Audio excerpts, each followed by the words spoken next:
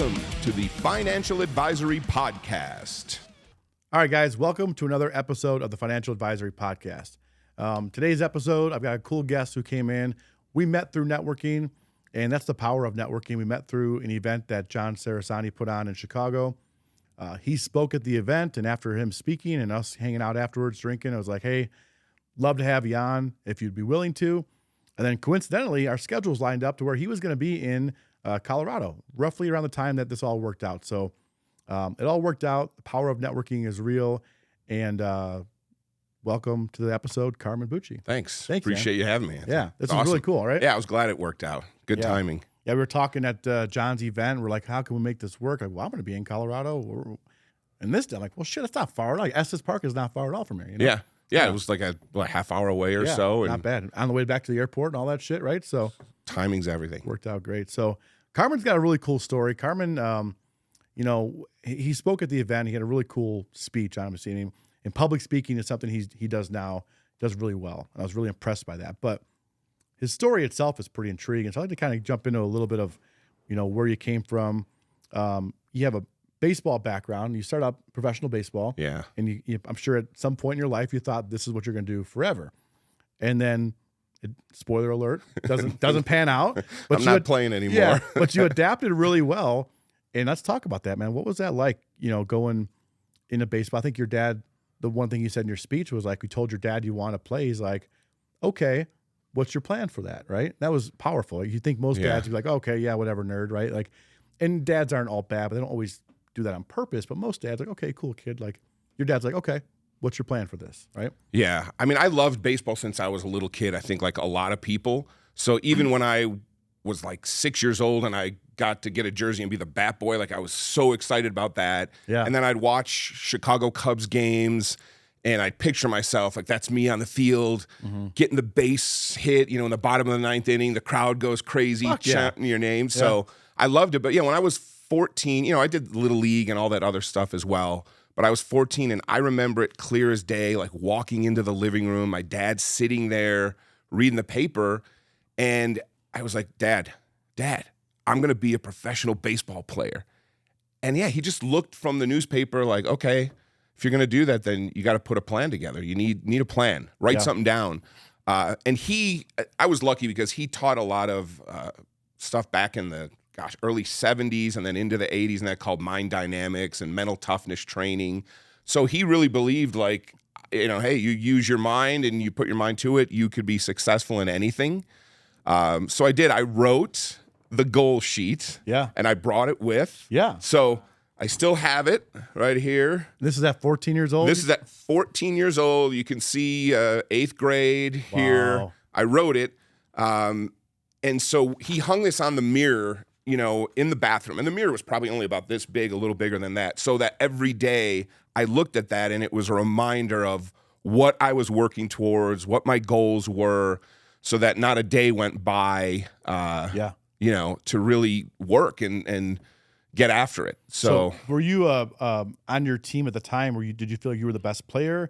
Were other people think you were good too, or in your mind you're good? How that? Yeah, I mean, like in Little League, I was on the all-star team. Like you always pick 2 kids from a team, so I guess I got picked. Okay. Yeah. But as I started to go in leading into high school and knowing some of the coaches in high school and what they had to say about me, I thought, oh, wow. And then I would start taking a little bit of baseball lessons, and those coaches had some good things to say. So I thought, okay, well, why can't I do it then? Yeah. I wasn't tall enough. I didn't shoot well enough for basketball. Right. I didn't want to get my head pounded in football anymore. I tried that up until 8th grade, and then I saw the guys going into high school, and I was like, nope. Right. That's not me. These guys get pretty big pretty quick. Yeah. I'll stick with baseball. It's a little better. So I had that feeling, and because of the things my dad taught growing up, it was even something as simple as we'll go out to eat somewhere and you're going to a crowded restaurant.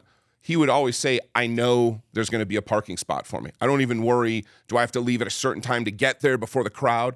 There'll always be a spot. So that's just the way I was taught as a young kid. I mean, we were doing meditation when I was younger. Really? Oh, yeah. Even if I had a headache as a little kid, it wasn't give you Tylenol or anything. It was close your eyes, picture the size of it. What's the color of it? Imagine it leaving your head. So What? It's just the way I grew up. So Speaking to of think, Tylenol, why can't I play baseball? Let's do a shot of tequila. All right. How about that, huh? Someone shot my glass before we got here. Right? So as always, we like to do a shot of this on air because a couple reasons. One, Telsone's been really good to us. Met Jake. He'll be on the episode airing shortly. Actually, by the time this airs, it'll already have aired. And I love this brand before I knew Jake and before I was a sponsor of this podcast. However, most people, and I think you were kind of like, tequila gets me in trouble, or most people have a thing about tequila, whether they hate it or they love it or they don't know. But when they try this, they're always like, this is fucking good. Yeah. So yes. Let's cheers. Cheers. Yeah. Thanks.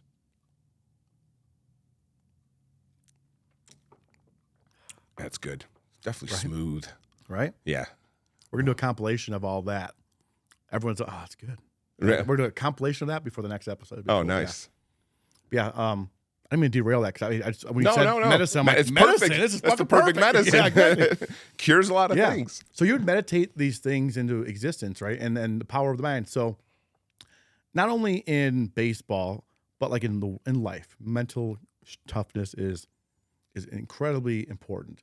But back to baseball, how much of baseball is between the ears? I think that's the majority of it. I mean, you can practice the skills and get better with your swing and everything, but as you go up the ladder and that pyramid gets smaller, the thing that differentiates anybody is the mind. Yeah. Because you're going to go through 0 for 4 slumps. Me, I went through some 0 for 16 slumps.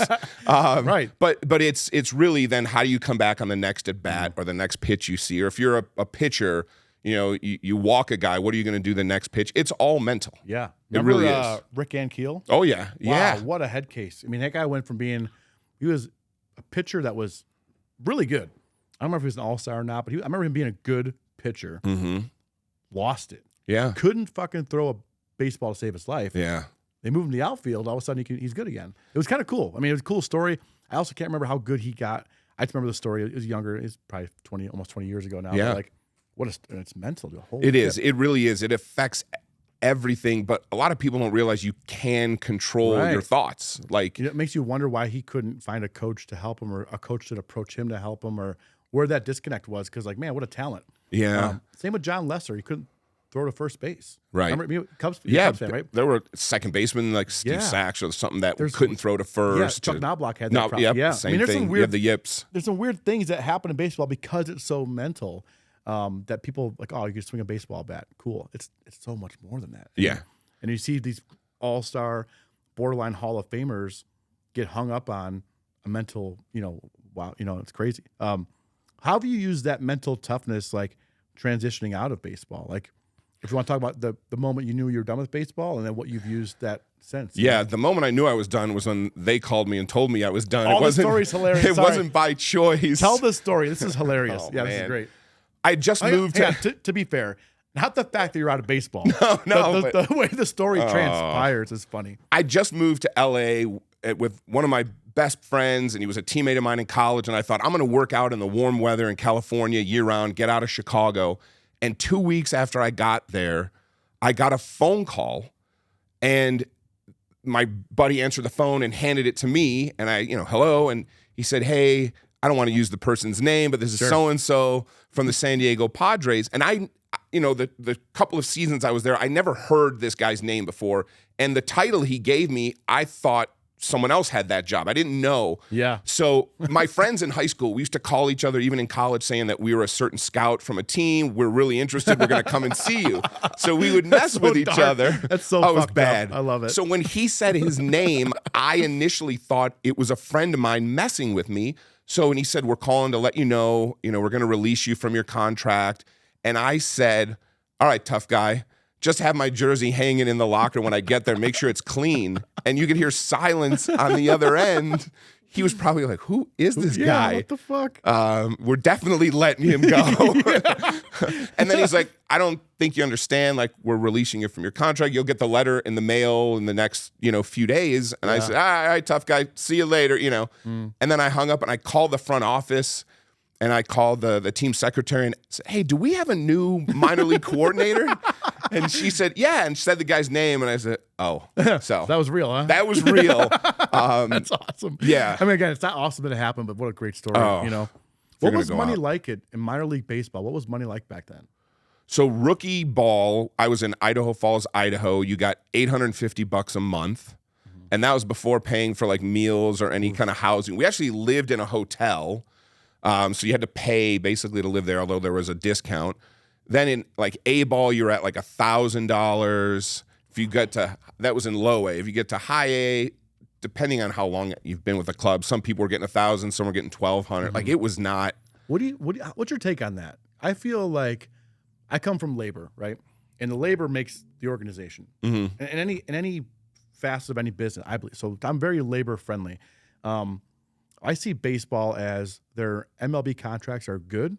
Union's very strong. Oh, yeah. Their minor league contracts, at least till recently, I think they changed them recently. Yeah, they did. They were poor. They were like poverty. And how do you expect a man to go through and make it while you're trying to groom him to be a star franchise player? Like, I thought it was very unfair. It's tough. It really is tough. I mean, I think some of the older generation might look at it and say, hey, pay your dues, suck it up. You gotta, but that's like tattoo numbing cream. It's right. Like, it wasn't around back then. Right. You had to get them done without fucking numbing cream. Now there's numbing cream. Use the fucking cream. Like, right. Don't be such a hard ass. No, like, it's good that they made some changes. Yeah. But it is hard. That's where, you're either teaching lessons in the off season, getting a job. Yeah. You're probably living at home. Things like that it's tough because if you didn't sign for much, like my signing bonus was $1,000. Right. So I didn't have a big bankroll, right. That I could live on then in the off season. Like, it's not nothing. I got drafted. I got the phone call. I got the contract. I saw the amount. I didn't care. I mean, I was happy to get drafted, but you can't live off of that. So it's tough. It's getting better, hopefully. What year was that roughly? I got drafted in 95. Okay, so 95. Major league players were already in the millions, already making pretty good money. Oh, yeah. Because it started like late 80s. Yeah. Before that, it was really low, but like Kirby Puckett, I think, was the first $1 million player.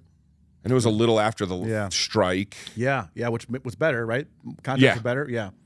Yeah, and baseball was kind of booming then, and Sosa and McGuire and all that. The 94 strike, man, that ruined the White Sox. It was going to be the White Sox and Expos in the World Series that year. And I should say it would have been, because I still had the playoffs to go through, but both those teams were so dominant. And there's a lot of people that think and would agree with me that the White Sox and Expos were going to be the World Series that year. Cut us short, man. Yeah. So I was a kid. I knew the strike happened. I mean, I was born in '86. I was like 8 years old, roughly. Yeah. So prime of your childhood watching baseball. Oh, yeah. Had no fucking idea what this meant for baseball, how good we were. Years later, I'm looking back at like stats and records. I'm like, holy shit, we were on fire. There's documentaries about the Expos leaving Montreal because of all that, and like crazy shit that happened. I'm like, wow, we were going to win the World Series that year. Holy shit, like it was crazy. My junior year of college too, and I remember watching, thinking like, what's going to happen with teams in the draft? And next year is my opportunity. I didn't get drafted my junior. I got drafted senior year. So I kept looking at it like, what's going to happen in the next year? How's this going to affect? We were on road trips in college watching the news about it in Sports Center, and it's always unfortunate when strikes and lockouts happen. And hey guys, sorry to interrupt, but we got to talk about one of our sponsors. Want to give a shout out to a company that's been helping me out, Momentum Commercial Capital. They offer help with business funding from working capital, equipment financing, SBA loans, and investment real estate financing, with options from single-family rentals up to large commercial properties. They also work with syndications to source funding. So if you're in a business or in real estate investing, or even just looking to get into them, check out Momentum Commercial Capital. Ask for Greg Funk and tell him I referred you. Once again, guys, if you are in need of any of these services, be sure to check them out at momentum-commercial-capital.com today. Coming from labor and being, union strong, I grew up, union lineman. So it's always what I don't like about is the public perception of these things, because they look at them like, oh, the players want too much money. So you're blaming the millionaires. How about the billionaire owners? Wow. You know what I mean? Like, they're the real dickheads. So they're the ones being stingy. It's like the millionaires are the ones asking for what arguably is fair. Well, they're bringing in the audience. They're bringing in the money and the TV contracts. They always find a way to make it seem like the baseball player's being greedy. And it's like, how about the fucking billionaire who's just holding more of his? He has the money. Yeah. He just give it. So yeah, there's definitely a spin involved. Dude, it's crazy how the public reception is against unions. It's like, I'm almost by design. It's never, how about the contractor paying the guys what they're worth? Right. We're never asking for too much money. It's always reasonable, and the higher living, all these things. But like, it's always the contractor that's crying poor, or in this case, the baseball owner. Oh my God, we're going to go broke. Like, no, you're not, dude. So yeah, it's wild to see like different perceptions of reality when it comes to union contracts. And I'm thankful that baseball has still to this day. Oh, it's incredible. The strongest union and the strongest. Look at football. If you can sign whatever contract you want in football, the next year, this same year, they just cut you and say, fuck your face, you're out of here. Yeah. It doesn't matter. I don't care what baseball's got that guaranteed. Yes. There's no other contract. Basketball might be good too. I'm not sue how good they are, but I know football's terrible. Football is the worst contract. You're just signing an agreement. Yeah, I might pay this. I don't know. But anyway, if you overperform your contract, well, I'm going to hold out. So it's like there's no real. It's like if you just perform what you think you're gonna, and very rarely do you perform, and everyone's happy. It's like I overperform, pay me more. Or you underperform, you're cut. Like, football's terrible. When it comes it's to tough, shit. and especially in a tough sport too, like that. No kidding. And the time frame of being in that sport is so much little. I mean, I'm thankful for baseball. Not for long, right? Yeah. NFL, not for long. Yeah, exactly. 3-4 years, maybe, if you're lucky. I have a hard time getting those guys life insurance policies because of that. Really? Because they basically, the companies have told me, basically, we expect them to blow all their money. Most athletes do. Yeah. And football players are the worst. It's like, well, fair, but if they're working with me, I'm going to help curb that, right? And they won't want to touch them until their second NFL contract. It's like, okay, well, how about we educate them, and maybe it's anyhow. It's a whole other fight, but there is a lack of education, I think, just from what I've seen personally. Not every athlete, but in a lot of athletic settings, there's just not enough. There's a lot more focus on other things than they find out about it too late. Yeah, and it's already they already blew their bag, or they get hurt. Yeah, I thought I was going to get another contract. Well, that was all you're going to get, buddy, and that's a hard thing to understand. And like, so for you, I know you didn't quite make it to the big time as far as money, but like when you were in that. Did you have any like help with, hey, man, don't spend your money, or like what was your financial upbringing in that really early ages? Really, the only thing I heard was from my dad, who would say like, save 10% of everything you earn to put it away. That was really there where I grew up on the south side of Chicago. Like there wasn't a lot of that going on, a lot of literacy on that at all, at least that I was ever exposed to. Maybe some people were, but I wasn't. So that's all I ever heard was just save 10%, and that's obviously not enough. No. So also you can't just save it. You got to invest it. Right. There's different things. Yeah, I knew nothing about any of that. What, when you made the career switch, okay, you get the phone call, you think it's a joke. It has to hit home eventually. What was that next week or two like? It pretty much me laying in bed, not wanting to get out, not wanting to do anything. I really felt like a failure. Like I never pictured myself doing anything else. Like I thought I'd be maybe the oldest baseball player ever. Yeah. I never thought of anything. But I also never thought I was good at anything else because I didn't really try or do anything. Okay. I just was from that time at 14 on was focused on baseball. So I was depressed. I, was anxious about everything. I was angry. It was just the worst time. How old were you when that happened? It was 23. So you still have your whole life ahead of you. But you think it's over. Yeah, you think that's it. Rather than the way I think now is that all of the things I've been able to do in my life, from baseball to some acting to stand-up comedy to speaking, and that they were all part of a bigger plan than just baseball. Right. It was, but to accept that as a 23-year-old, that's not really the plan. Baseball, it was tough. So I was depressed. It was for more than a couple weeks. I mean, it took years. What was your turning point to like, I'm out of this. I'm glad it's over. I can enjoy baseball again. What was there a turning point or just time? It was definitely time. And then like I brought the sheet because I found that cleaning out my storage unit. Like I forgot that I had that whole thing. And I started reading it, and you're kind of reminiscing to old times. And then the last thing that my dad always stressed on this page were 5 words, which is, I am now a star. Not you're going to be in the future, because every time you're thinking future tense, you're basically saying to yourself, I'm not good enough now. And whenever you constantly say to yourself, I'm not good enough, well, yeah, it causes depression and anxiety, and you feel worthless. So it was just kind of reprogramming my mind again to get back to just to me the basics of how I lived. And so it took years. I found that. I started reading it and then started to make decisions like, I can't keep going on like this. I mean, I had those thoughts back then of like, what if I just drive my car off the side of the road Yeah. and it'll be over. Right. And going back to that, like, you're so young, but in the moment, people think that's their whole life. And I think that I had one of my best friends about 3 years ago killed himself. He was 25. And like, you look back, like, it's such a temporary solution to a permanent solution to a temporary problem. Right. Right. And it's like, that kid, I had so much more to teach that guy. And we were really good friends, and I was a mentor figure to him. But like, if you look back, if he just had a second to like change his mind, or like someone, like, he would have been over that shit in 3 days. You know what I mean? Like, but so many people, they have these suicidal thoughts when they think they just can't zoom out far enough, quick enough to like, hey, this is a fucking blip on the radar. No matter what, shit's going to be fine. And like, obviously you had those thoughts, didn't follow through with them. No. Here you are. I went to therapy too, and I had a good support system with like my dad and my parents and some friends, but you also don't want to tell them everything, so it was good to talk to somebody that had no skin in the game, that was just a therapist, and so that helped a lot. Yeah, therapy is weird for me. I think my brother goes to a therapist. Him and I had the same childhood, and I don't. Yeah. And it's like, I view things differently. I don't want to know what makes me tick sometimes. Yeah. It's like, things are fine, right? Yeah, there's things you can change, but like, so for me, therapy is a little weird, because I feel like if I potentially unpack it too much, it might take the genie out of the bottle, and not sure why this whole thing's working, right? So I don't want to unfuck this. It's working, right? It's fine, Yeah, for me, it was like, I just wanted to vent to somebody, I think. Yeah. It was like, I just wanted to get it out, and I would always feel guilty if I had to vent to my friends or family, because it's like, they don't want to hear this all the time. They got their own life. Right. So let me just go to someone I could vent to them. Pay this person. Right. Listen to me, bitch. We're going to be fine. Yeah. I should have gone to like Goodwill or somewhere, grabbed a bunch of $1 plates and just started breaking them. Then that would have been cheaper. Create your own rage room. Yeah. Fuck yeah. That'd been awesome.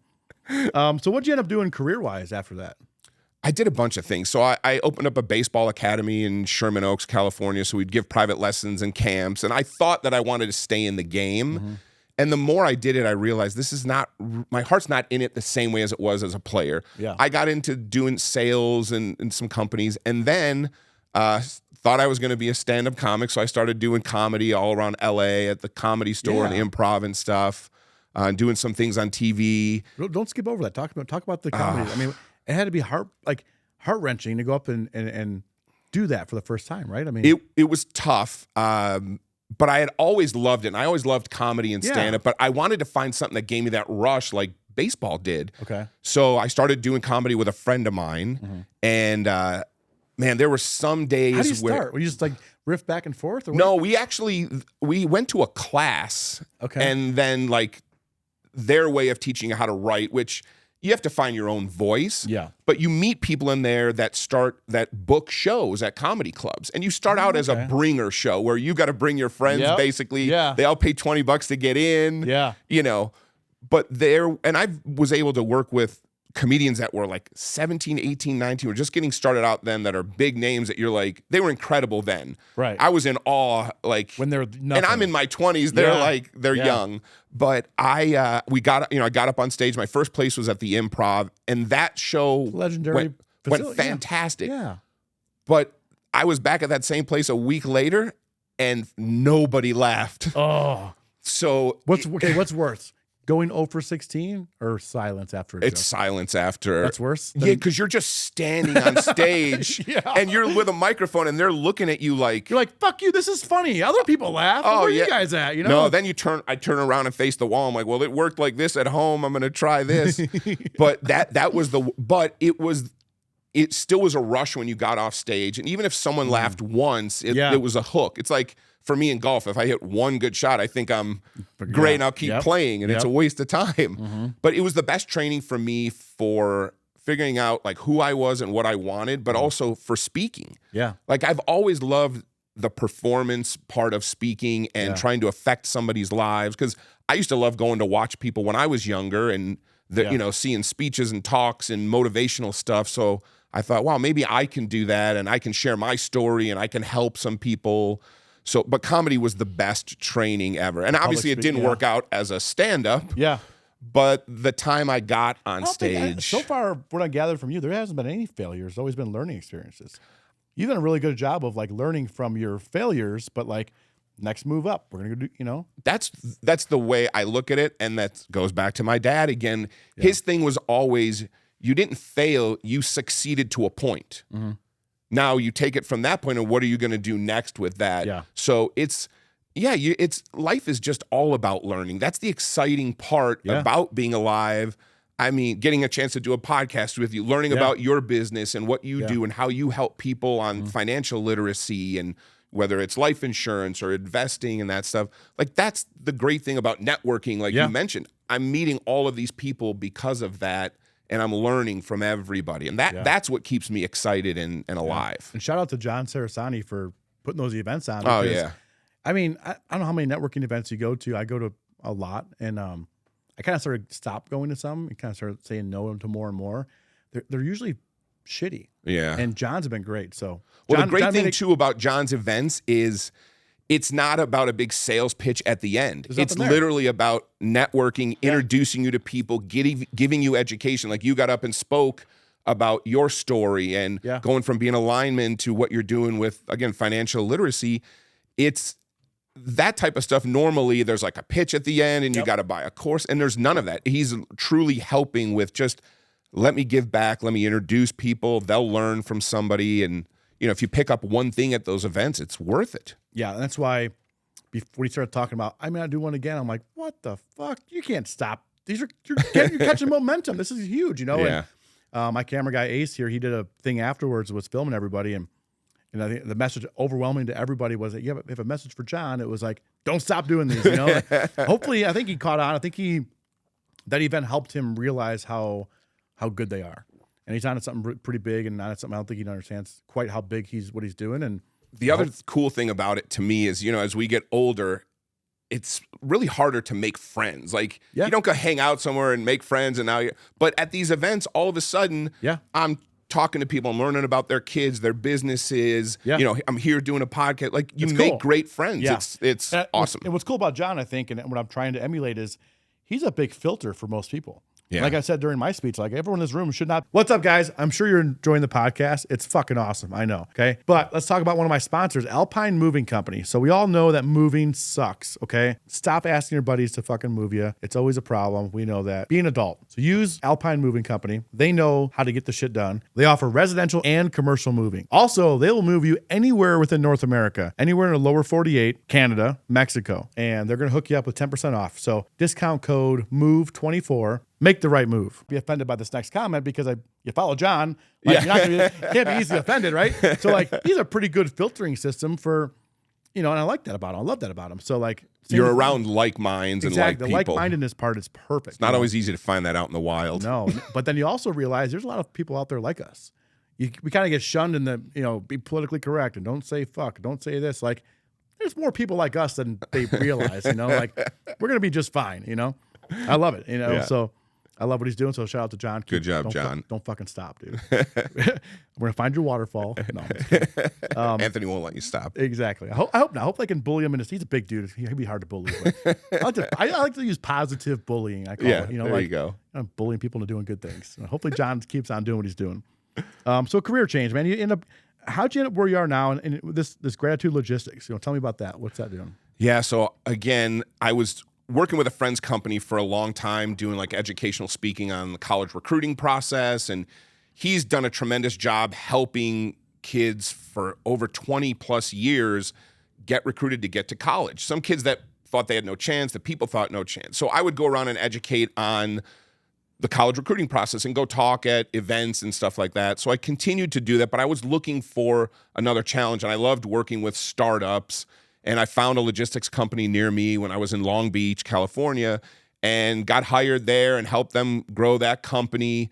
And then, you know, COVID came and everything was crazy, especially in shipping. You'd see 75 ships out in the ocean that couldn't get in to port in for a long time. Oh, yeah, it was unreal. Yeah. But also, when I left that company and went to work for another, I wasn't happy with how they were servicing the customers. A lot of my customers would follow me, and then I could sell them on what we do, but the service was bad. And I thought, it's my reputation. Yeah, I can't have my guys pissed off at me. I really like helping people. Mm-hmm. That's the whole point. Yeah. So I decided I'm going to do this on my own, and I started it. And obviously I had to choose the name Gratitude Logistics because I try to wake up every day and be grateful and learn, remember that. I mean, I say try, because it isn't easy, but if you try, it can be done. Right? Yeah, it's a constant reminder that, you're alive, you have a great life. And if you're mostly thinking about giving and helping people, you're going to be happy. That's awesome. Yeah. My favorite quote is Jackie Robinson, and I say it in every speech. It's just, his quote was, "A life is not important except in the impact it has on other lives." Oh, wow. And I love it. I truly believe it. And that's what keeps me going. So even in the logistics industry, which it's not like the sexiest industry out there. And neither is life insurance. Right? But people need it. They need the stuff. Yeah. I chose Gratitude Logistics, made the logo kind of like a home plate because there's still the baseball in me a little bit. Love that. So I was doing that. But at the same time, I've still been speaking.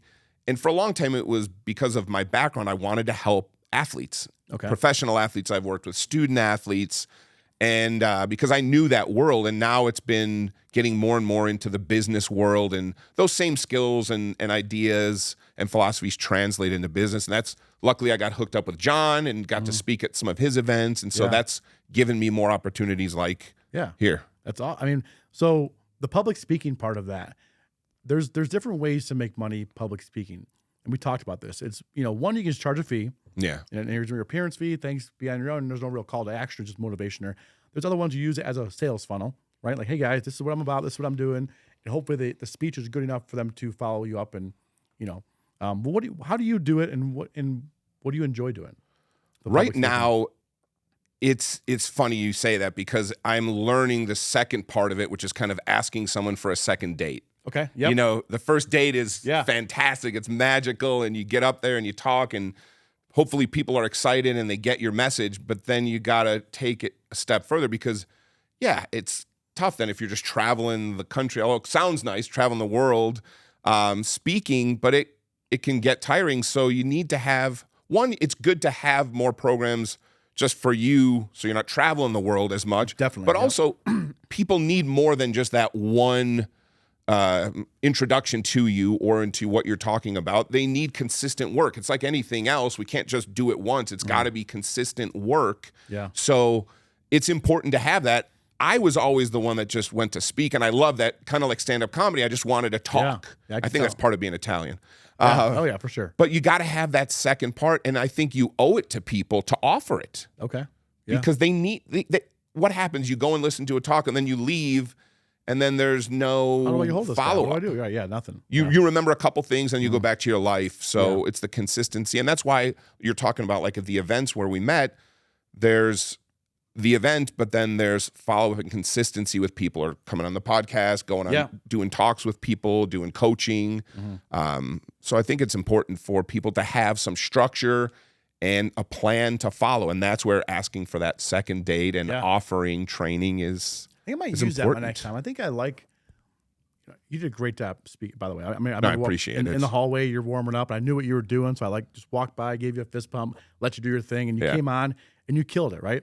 Love it. I think, and I'm doing more of that, and we talked about how you can help me do that stuff, but I think I like the idea of actually using the words. I'm going to ask you guys for a second date. Yeah, I learned that from someone that I train with and have learned and known for years. That's why I say it to the crowd like that. Hey guys, here's the part where I asked you guys for a second date. And use that as like a icebreaker and/or words that break up the monotony of a speech. Right? Yeah. Oh wait, what? What's talking about? Like, hey, this is the second date part. Here's my QR code. Follow me. Take down my number. Sign in sheet, but use the word.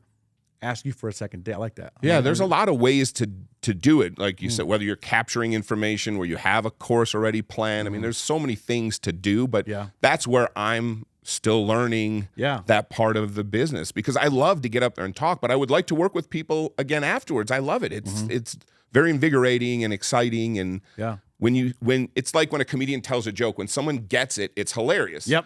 If they just have to explain it over and over, it's not that funny. So when you get to work with someone, even one-on-one or in a group, and they get it and it hits home, like, that's very satisfying that you can have an effect on somebody's life. Yeah. And it goes back to, like, you mentioned wanting to help people and genuinely giving a shit, right? That's huge. And I think that's part of why I do so well in life insurance, because people can sense that shit. Yeah.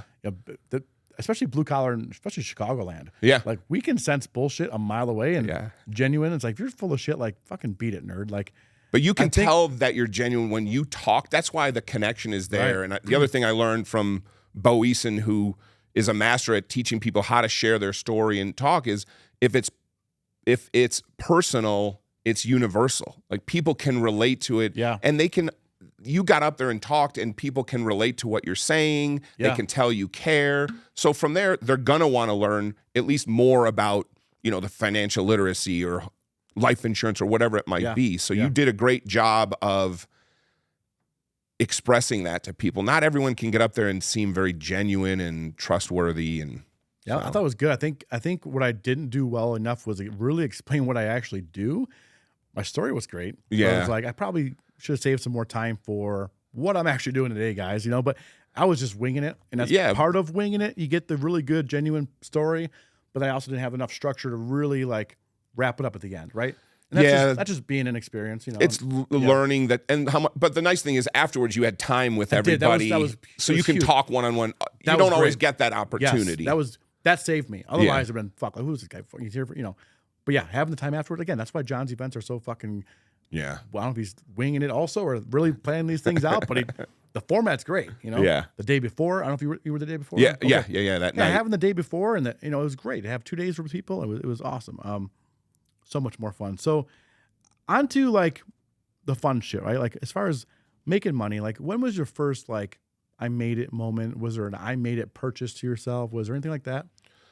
Not so much an I made it purchase, but just knowing that, like looking at the bank account, knowing, okay, I could take a deep breath. Like I know my bills are paid. I can still provide for my kids. Like then, and then still have money left over afterwards. Then that was the moment of like, okay, I have an idea of what I'm doing. I've got some security. I'm not, like when I first started doing jobs after baseball, it was not knowing like. Never knew, right? No, not at all. So at that moment, I think I was too afraid to go out and purchase anything because I'm like, wait, is it going to go away anytime that's soon? Definitely a mentality of being an entrepreneur, right? Because we can do good for years in a row, but we never know where the next paycheck's coming. Until you really get good at it, and you really can, but it's always that mentality of, fuck, what if this all goes away? There's no there's no punch in the clock, right? You have to remember, and you have to catch yourself that whenever you feel like there's a need, you can only want something that already exists. So the supply is there. You just have to do some of the little things to let it emerge, but you feel like, oh my God, I need this, I worry about this. No, you're looking at it the wrong way. That's because it's really there. It exists. Okay. So if you're worried about, I need money, I need this, whatever it might be, it's there. Go get it. Just do the steps that it takes. Okay. It's like you're digging a treasure chest, right? Yeah.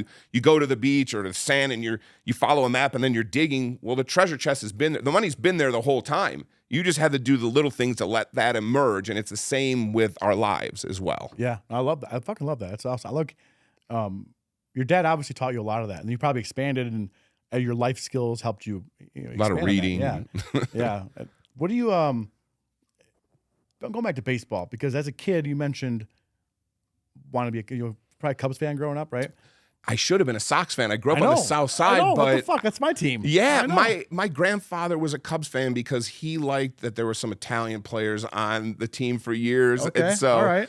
But I loved the Cubs because I went to Wrigley Field before there were lights and after. Mm-hmm. And as a kid, when you walk through Wrigleyville, and then you look up and there's a stadium, like it did something to me. Okay, so I want to talk about that because I'm a diehard White Sox fan. Yeah. Hardcore, grew up hating the Cubs for the sake of hating the Cubs. And if you grew up in Chicago, you know what I mean. You have one team, that's it, fuck the other team, and you'll fight your friends over it. Yeah. Right? Or they won't be your friends. Either way. It's serious, right? But as I got older and I would visit Wrigleyville, especially since I've moved from Chicago to Denver, I visited Wrigleyville. I'm like, okay, I kind of get the draw now. Especially recently, the past 5-10 years, they've really built the place up. Like, it's a cool little spot. Yeah, and it's in a neighborhood. It's in a fucking neighborhood. It's not in the middle of. It's not a big. It's in a fucking neighborhood. Right. Like there's houses, and all of a sudden there's a baseball stadium out of nowhere. It's phenomenal. Yeah. So I kind of get that now. What I didn't like and what I really grew to hate was that the owners of the team back up until the Ricketts bought them, yeah. they never put money in the team. They didn't care if they won or lost. And all this fan base was so strong, they still made money. Yep. And they gave no fucks about a winning product. And then there were so many fans. I'm like, what do you guys? The stadium was packed every day. Why are you happy? Why are you cheering? These guys fucking suck. Meanwhile, the White Sox were spending money, they're giving a shit, underdrawing the Cubs, right, and winning baseball games. And it was like, but no one paid attention. No one gave a shit. Like, dude, we're winning. We're in the playoffs. Or we're 94. We're gonna win the world. Like, I think there was a stat like from 92 to 97, we won more games than anybody else except the Atlanta Braves. And you couldn't tell by our attendance. Right. Nobody gave a shit. Right. So I resented that. I'm like, but now. And the Sox are terrible this year. Fuck, holy cow. But like, you just, whoever you were as a kid, that you can almost not explain it. You just can't change who you're rooting for. No, you have to take sides in Chicago. There is no walking the line. Yeah. Oh, I like going to Cubs games. I like going, no. Right. I like going to a Cubs game when the Sox are there and when the Sox win. Right. What's up, guys? I know you're enjoying the podcast, but I want to pause this. I want to bring some attention to my sponsors, Tequila. I want to go over a few cool little facts with these guys. So they are from Las Vegas, and there's thousands of tequilas in the world. Telson is one out of only 40 tequila brands that owns their own distillery. So it's super unique. It's a big flex, right? It's really fucking cool. So based out of Las Vegas, super rad. Check them out. Use our discount code FINAD20, TelsonTequila.com. The Sox winning in Wrigley is the most satisfying. Oh, that interleague play when that started with Cubs and oh man, I remember going to back in the day when they did it only during spring training. Right, I got one of those reversible hats, the Cubs hat, Sox hat. Always, that was. I mean, that's back in the 90s or whatever, but yeah, before the strike. But I love it, man. So as far as baseball, like player, who was your favorite player growing up? I loved Tony Gwynn, who I got a chance to meet after I got drafted. Like, I loved him as a hitter. And then being a Cubs fan, like, I loved Shawan Dunston as a shortstop, Sandberg at second, like those guys I love.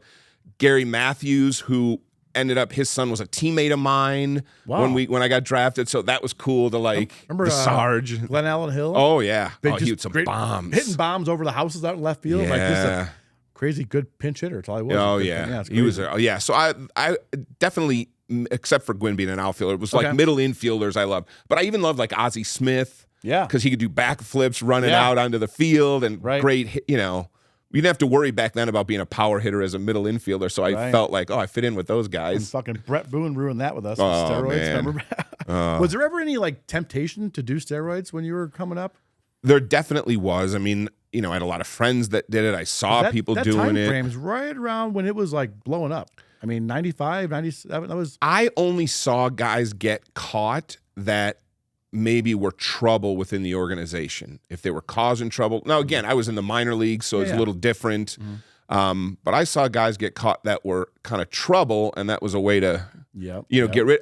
I think, and I think if you ask a lot of guys that played then, organizations, people knew what was going on, but after the strike, all the home runs and everything were boosting baseball, and the attendance was great. They had to. So that's my argument against it. Obviously, I don't have proof that it went on, but that's what a lot of people that were playing thought is like, wow, no one's saying a word. I mean, we know what's going on. Like Brett Boone specifically, when he showed up in Seattle looking like a fucking mongoloid, what are you doing, hitting 50 home runs as a second baseman? Like, there was a lot of giveaways. And I think what I have a hard time with in baseball is guys that got caught, or Manny Ramirez, A-Rod, or all these guys that got caught, Barry Bonds, McGuire, Sosa. They carried the fucking league on their backs. Oh yeah, people profited off of them, and now those people are saying we don't want you in. That is the most hypocritical fucking thing ever. That I think is even a bigger tragedy than what Pete Rose is going through. But I think that with the baseball steroid era, it's like you guys were in the dumps in 94, 95. The home runs carried the league. It made him so much money. Right. And all of a sudden, you know what? It's like you like the process, but not how we got there. And you knew also, not like they fucking knew what they were doing. Well, they had to know. And guys like Bonds were incredible ball players before anything. And again, I'm not saying anyone took it or didn't take it, but they were great players anyway. I'll say it. Hopefully Barry Bonds sues me. That'd be good PR. Barry Bonds took steroids. I'll say it on there for a record. So did Sammy Sosa. So did Mark McGuire. We know Sosa had a corked bat. Remember that? I know, right? But to say that those guys, okay, back to your point, okay, I believe they knew.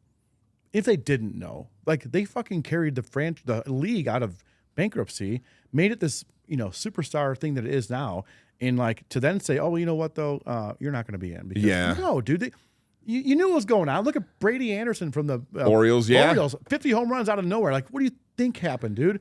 Yeah, and there were guys that were doing it that you would never think were. Like they maybe did a cycle or two. Or relief pitchers to stay in the league. And that's the argument against it. Like, hey, some of these guys are just doing it to keep their job, but they're doing speed it up recovery of injury. With people who are doing it, like Roger Clemens, right? It's like he was like how old he was, still good. Like, that's why it shouldn't be held against them, in my opinion, because it wasn't just the hitters doing it. Everyone was doing it. Yeah, yes. A lot of people were doing it. It was almost an even playing field. Yeah, because it was pretty much, if you wanted to, you were. And I think very few people weren't doing it. I think a lot of people were doing it. I think your lower level guys were doing it to stay in the league. The superstars were doing it to be the superstars. Yeah, I mean, there's a few one-off guys I would say that Frank Thomas, I don't believe, did it. He's just a big dude. He's a big. Right. He's also anyway. You can't teach that. No, he's a football player swinging a baseball bat. Yeah, he's fucking a freak. He's a big guy. Guys like Griffey, I don't believe did it. I think he would have been less injured if he did it. Right, he would have recovered fat. He was DL a lot of his career. Right, so there's some guys I don't think did it. But maybe he did. I don't know. There was temptation, even with a lot of us in the minor leagues. I was afraid. I didn't know what it would do. I had no. You hear stories, and I'm like, right on. No. Yeah, I think that the public knew what was going on. I think that when Canseco came out with that book, he got crucified for doing so. But it's like, are you guys blind to this? How are you guys not? And it was kind of like a bummer he got crucified for that. He was obvious. He was a Frank Thomas on steroids. He was a massive. He looks like a fucking cartoon character. Yeah. If you go back and watch Jose Canseco at bats, holy shit, that guy was a. It looked like he was swinging a wiffle ball bat. Like I've never seen. I know Sheffield had quick hands like that, but it was weird. It was like he was swinging a piece of paper. Like it was amazing. Yeah, Canseco was a freak, and he was obvious. Then there's guys that just started doing it later on, like Manny Ramirez, right? Later on, starts tapering off, bam, back on it, and back up. It's like, and a lot of guys felt like, look, I'm going to do it and get paid because organizations aren't looking out for me. People, I'm going to get paid, and then then whatever happens. That's why I'm here. Yeah, but then guys like I think A-Rod, he cares, right? He's still giving back to baseball. He's still broadcasting, teaching. Right. He obviously cares about his legacy, and he's not going to get in probably. If, maybe who knows what really happens to these guys, but that's a shame because those guys, built the league up, and they knew what they were doing. There was no one that turned a blind eye to it. They tried to, but they knew what was going on. But all right, I'll let you get out of here with one more favorite ball player of all time. Ooh, favorite player. I mean, double question. Favorite ball player, and then who is the best baseball player of all time? Oh man, that's a tough. Well, I'm gonna go. I think Gwynn was because of his ability as a hitter. There's some crazy stats with Gwynn, and every time you open up the website, there's something about him, and he could have struck out another 3,000 times and still hit over 3. Yes. I mean, it's amazing. But also because he was one of the nicest guys in the world. Like I would work out with him in the off season.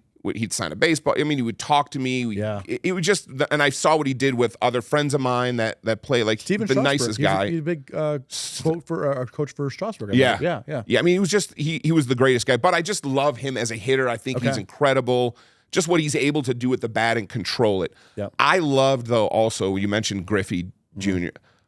In spring training, we shared our complex with the Mariners. Okay. So we'd go out early and watch him hit, Griffey, Jay Buhner, guys hit. Dude. But we'd be stretching in the outfield on one field, and you'd hear, heads up, and it was Griffey's home runs coming, and it was like, wow. Like I would just sit and then, like a little kid peeking through the fence, watching him take batting practice. Yeah. He made everything look easy out in the outfield. Sometimes guys that are that good and that smooth in the outfield, they look like they're lazy, but they're just efficient. They can run well. And so I loved watching him, but I think Griffey for like the one that I love to watch, but Gwynn as the best hitter. Left-handed? No, I'm right-handed, but I got turned into a switch hitter to hit lefty when I got drafted. Because you picked out 2 left-handed hitters. Yeah, and for me, they have pretty swings. I'm left-handed, so it's like I'm partial. To me, it's Ted Williams. Oh, and to me, it's well, yeah. If we're going back, I guess that far, I guess you're right. I like Ted Williams because the argument's usually Babe Ruth, right? And it's like Babe Ruth didn't play against black people. Babe Ruth played against bums, I think. I mean, if you want to like go really back, he played against, it's a different era, right? Ted Williams played against, the color barrier had been broken. He went to war. Yeah, his part of it. Yeah. 5 years of his prime, his stats were like rookie of the year, AL MVP, war, comes back, AL MVP. It's like, holy shit, this guy was, and the numbers he put up by missing 5 years of his prime is still, it is incredible. He's, I mean, I remember reading The Science of Hitting by Ted Williams as a kid, like that. He's obviously up there too. Yep. I don't know. I'm partial to. and I think modern day or more day would be Frank Thomas. Watching, as a kid, watching that guy as a White Sox, massive human being, athletic. I think he was a great ambassador for the sport. Never got caught up in any scandals. He was always, nothing ever bad ever happened with Frank Thomas. Right? It was just a stand-up dude. And so it's a Frank Thomas and Ted Williams. I would have loved to see what Bo Jackson can do if he didn't get hit, didn't get hurt. Or he just focused on one or the other. Like, he was a freak too, man. It was awesome. Bo Jackson was, the time he runs up on the wall, right? KC, his arm, his throws, like his highlight reel is unbelievable. There's old video of like him in college too. Hitting balls. Like, it's just the sound is. There's some freaks out there that it's a generational thing. Wow, this guy's different. Ohtani may end up being in that category of one of the best ever. And unless he gets hemmed up in the gambling shit, like we don't know what's going to happen there yet. Still, it's led to believe that it was his interpreter, but the smell test says, how do you not know that's going on, or how are you not placing bets through your guy? I don't know what I believe there, but they said the sound off his bat too is almost like when Jim Tomei would take batting practice. Like everyone runs out of the dugout, like, wow. So for Ohtani, 2 years ago, the home run derby and All-Star game was here in Denver. Yeah. It was a year when the big controversy with Atlanta. It was going to be in Atlanta. They passed some voting law or some ridiculous shit. So they moved it as a boycott. So Denver got it a year early. And Ohtani was hitting home runs. And we were sitting up in left center field in the triple deck. And we missed a home run ball by like 3 feet.